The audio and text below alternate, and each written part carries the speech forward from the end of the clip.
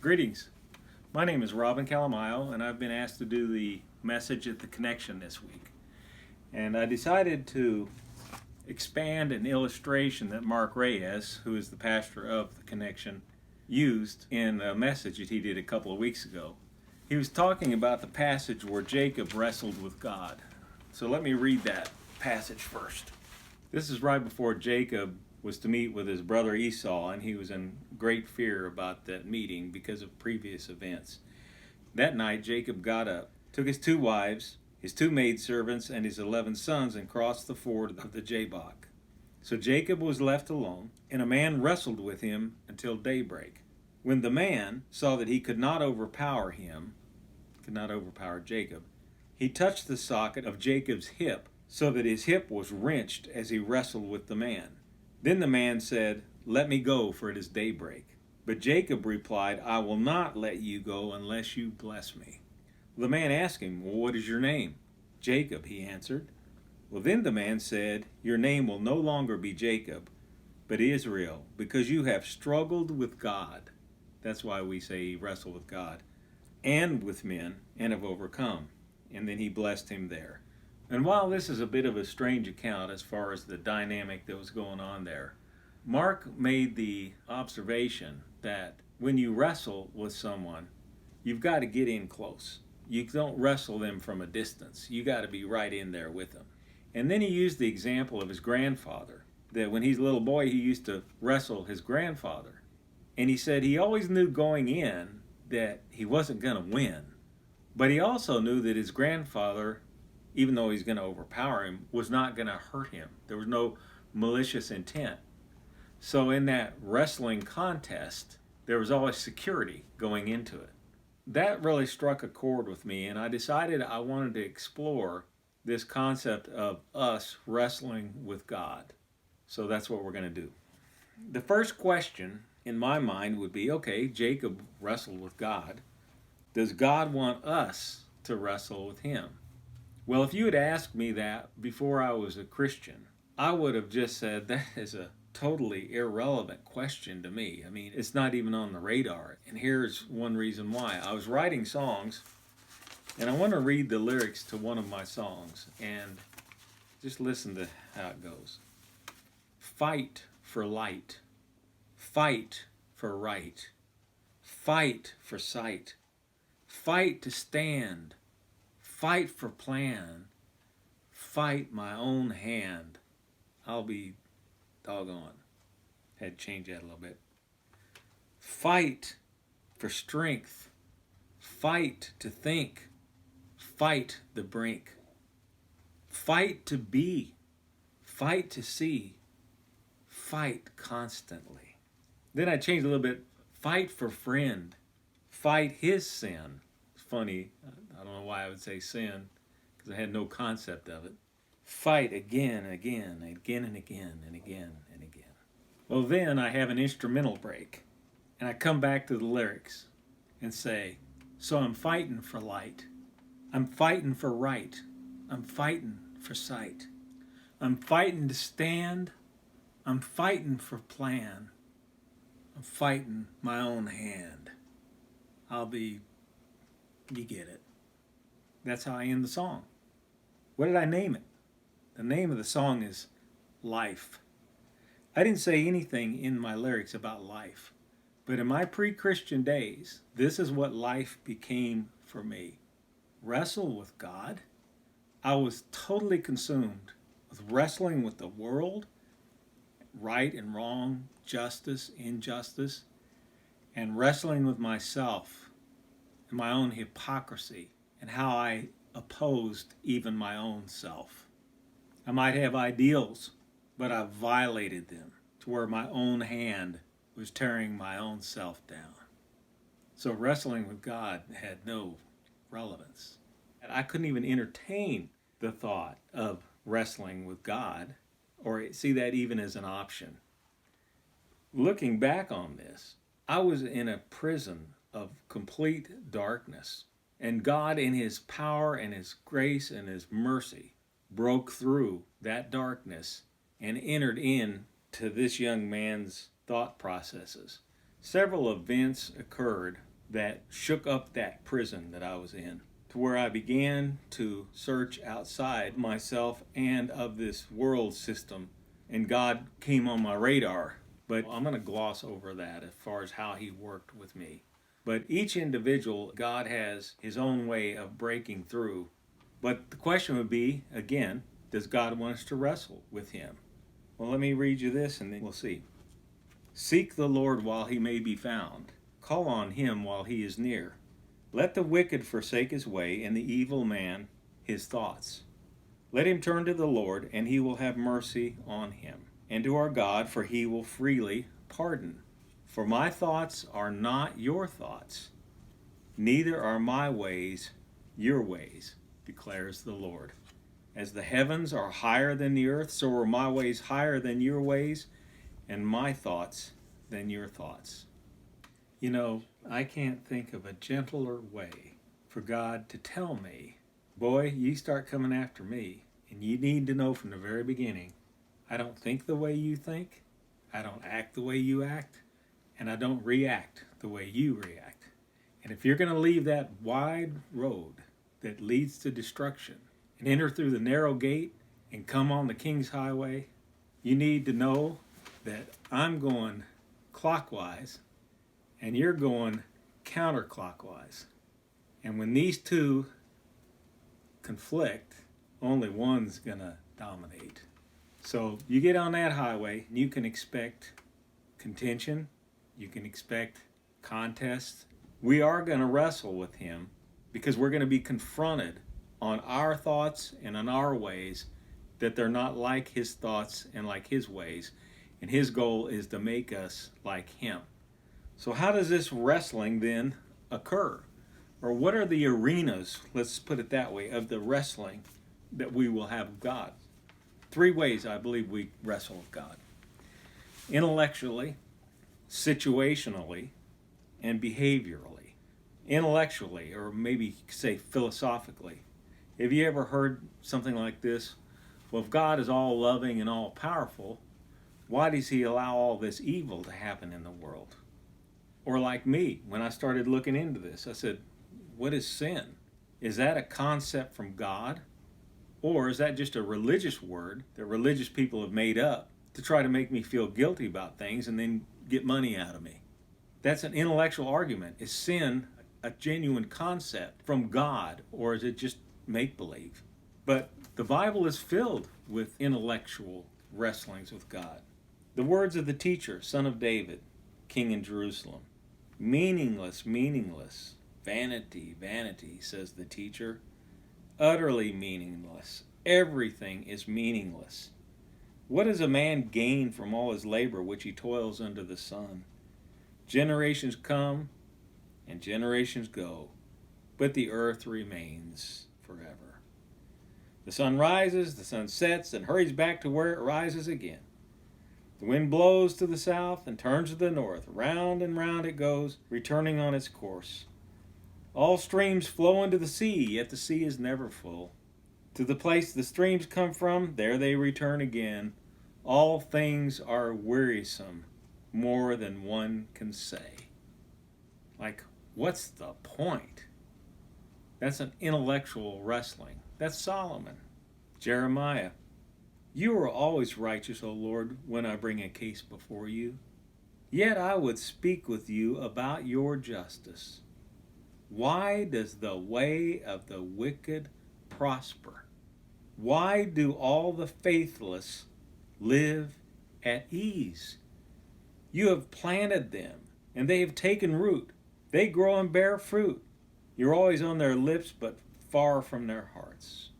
So they'll talk about you, but not in a meaningful way. That's an intellectual argument, wrestling, that Jeremiah is having with God.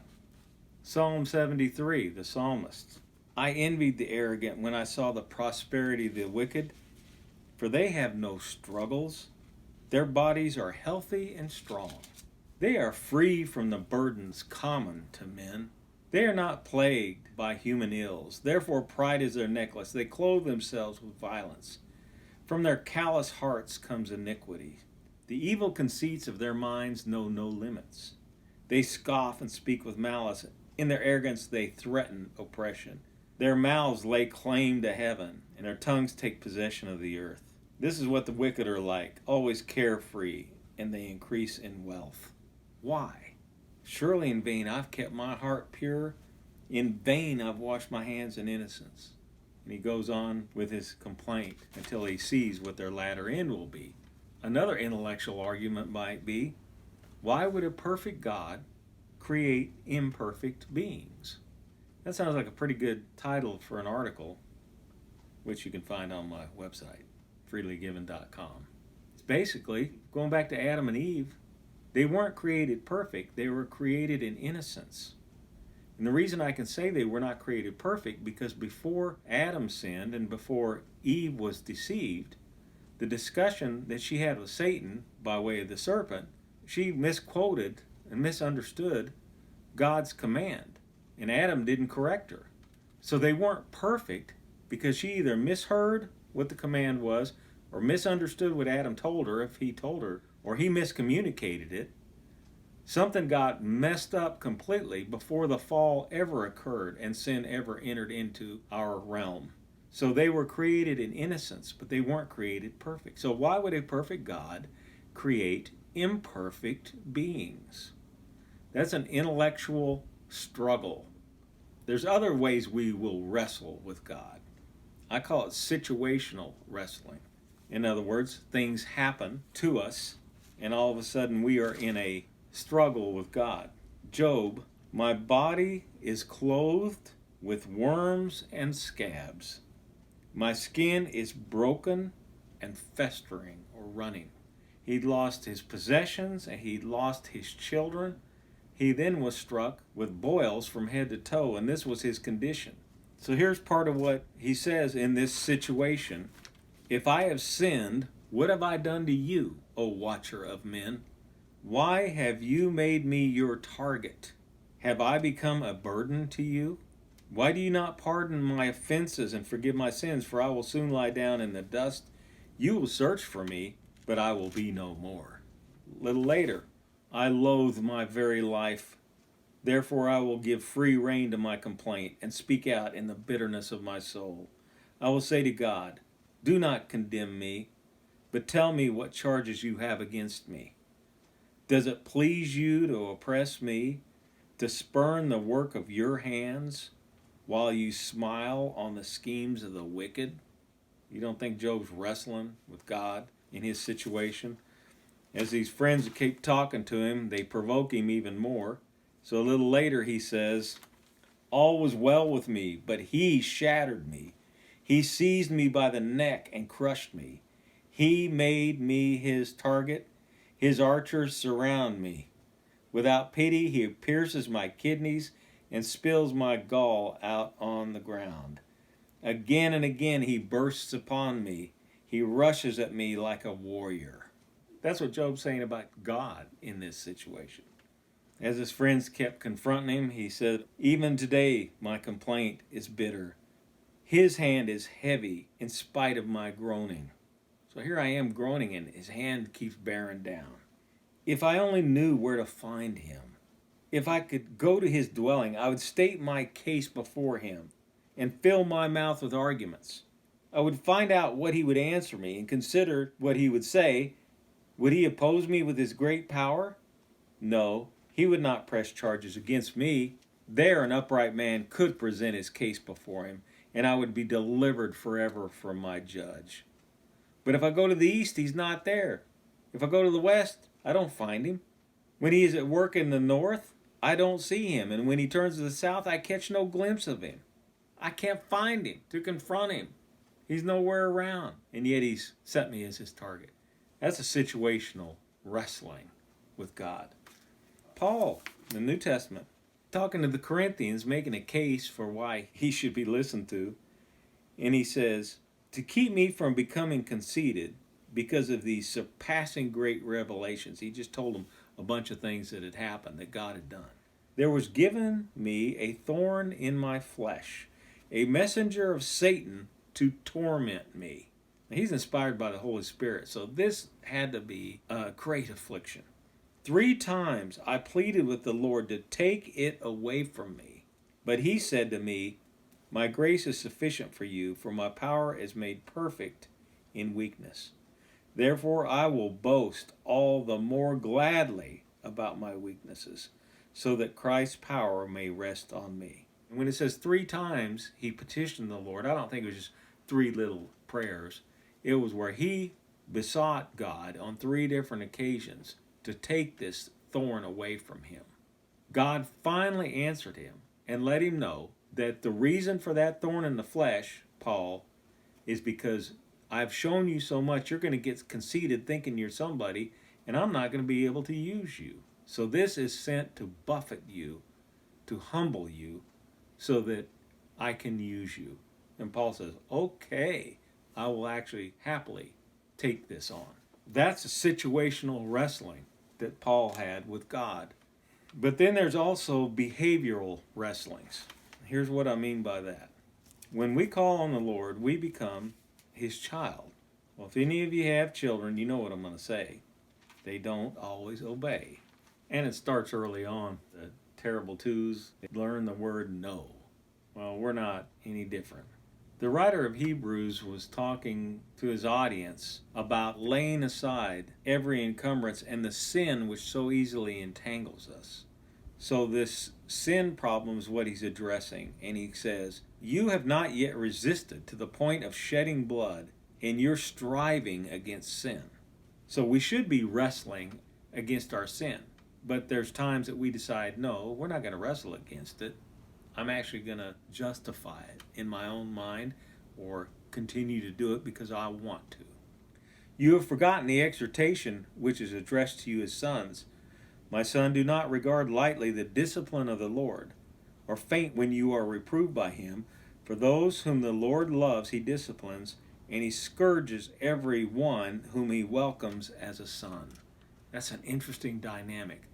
The only reason God would discipline, whether it's rebuke or scourge, any of his children is because of sin. God's dealing with you as with sons. For what son is there whom his father does not discipline?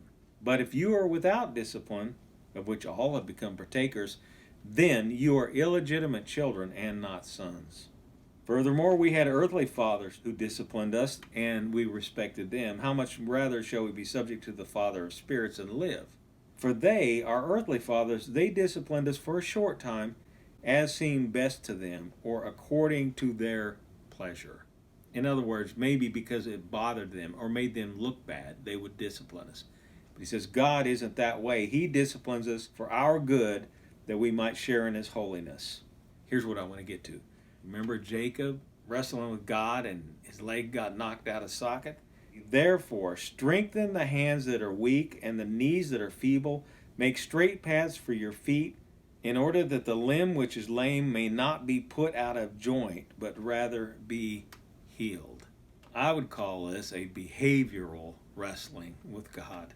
We decide, nope, we're going to do things the way we want to do it for whatever reasons, and God engages us, but it is for our good, because he says that all discipline for the moment seems not to be joyful. To get your limb knocked out of socket is not a joyful experience.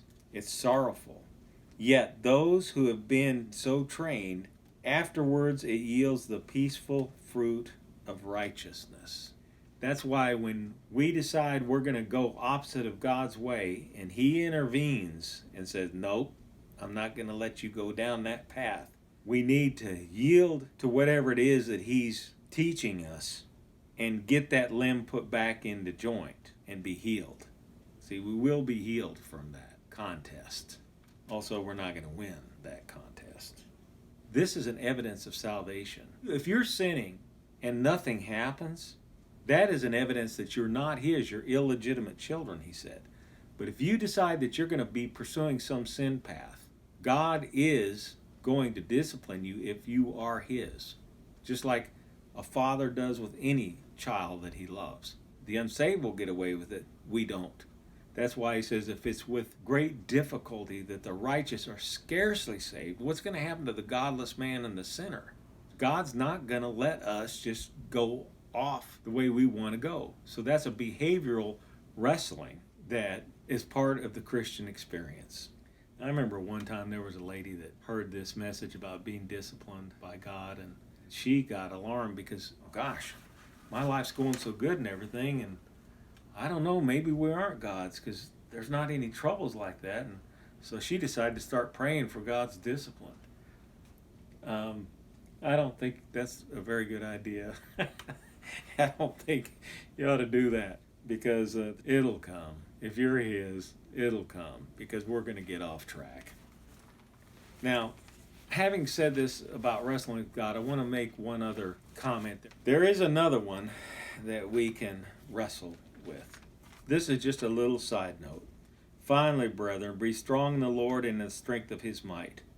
Put on the full armor of God, that you may be able to stand firm against the schemes of the devil. For our struggle, or our wrestling, is not against flesh and blood, but against the rulers, against the powers, against the world forces of this darkness, against the spiritual forces of wickedness in the heavenly places. Therefore, take up the full armor of God, in order that you may be able to resist in the evil day, and having done everything, to stand firm. Stand firm, therefore, having girded your loins with truth, having put on the breastplate of righteousness, having shod your feet with the preparation of the gospel of peace, in addition to all taking up the shield of faith, with which you will be able to extinguish all the flaming missiles of the evil one, and take the helmet of salvation and the sword of the Spirit, which is the Word of God. Now, that word for struggle is only used one time in the New Testament, and it means wrestle or contend or contest. And in the verb form of it, it means to spin around or to turn back and forth. And so there is this engagement that is a wrestling with these wicked forces. Now, the big difference between our wrestling with God or wrestling with Satan, when we wrestle with God, do we put on the full armor of God to go wrestle with Him? No. We just go as we are. But when it comes to Satan, we're to have on this full armor. Now, I'm not going to tell you I know exactly all that means. But one way I think we can know that it's wrestling with Satan, he's called the tempter. He wants to get us to sin. Our wrestling with God is to get us out of sin. So that's one way you can tell the difference between who you're fighting, you might say. So does God want us wrestling with Him? A couple of weeks ago, I was out working, and there was a concrete guy and his wife. And I've seen him several times over the last couple of years, and very conservative, but they aren't Christians. And we started talking, and he just said out of the blue, he said, one thing I don't like is discussing some subject, and then somebody brings out a Bible verse, and then that's the end of the discussion. I don't like that. And I just said, well, it depends if something is authoritative or not. If what the Bible has said is authoritative, then that is the end of the discussion.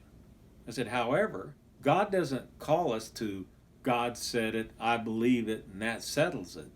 Paul said we persuade men. And so your arguments that you would have against the Bible's stated position, God's not intimidated by your intellect. He's not intimidated by your arguments. He's not afraid of you. And like he said to the Jews who were opposing him, put me in remembrance, or report to me. Let us argue our case together. State your cause that you might be proved right. In another place he said, present your case, says the Lord. Bring forward your strong arguments, the King of Jacob says. So I told him, I said, God is in the business of persuading us that He is correct. There's not some blind obedience just because He said it. And in order to get to that position of being convinced that God is right, His thoughts are not our thoughts and His ways are not our ways. We are opposite of Him.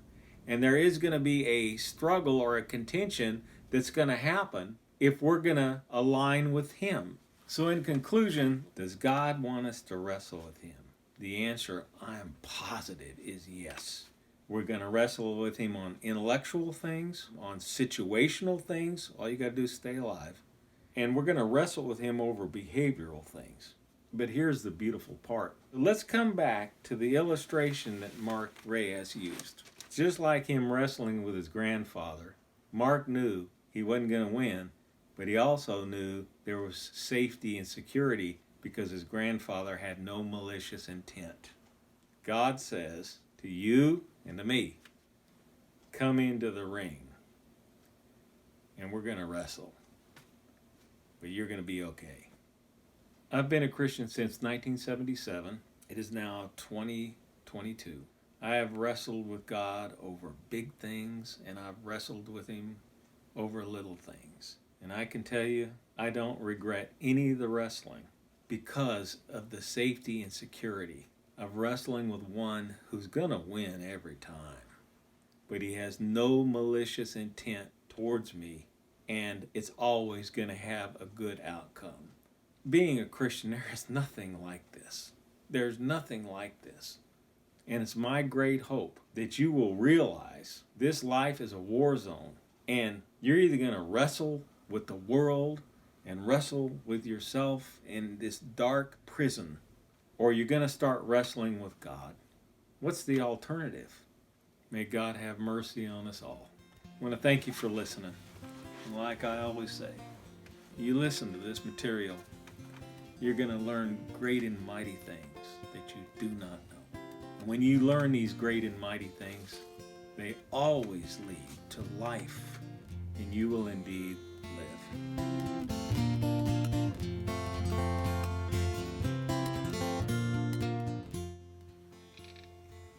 Doggone it. You know what, Calico, I got to get you out, baby. Come on. Come on. You're a good kitty, but I got to get you out. Come on, baby. Come on. Let's go.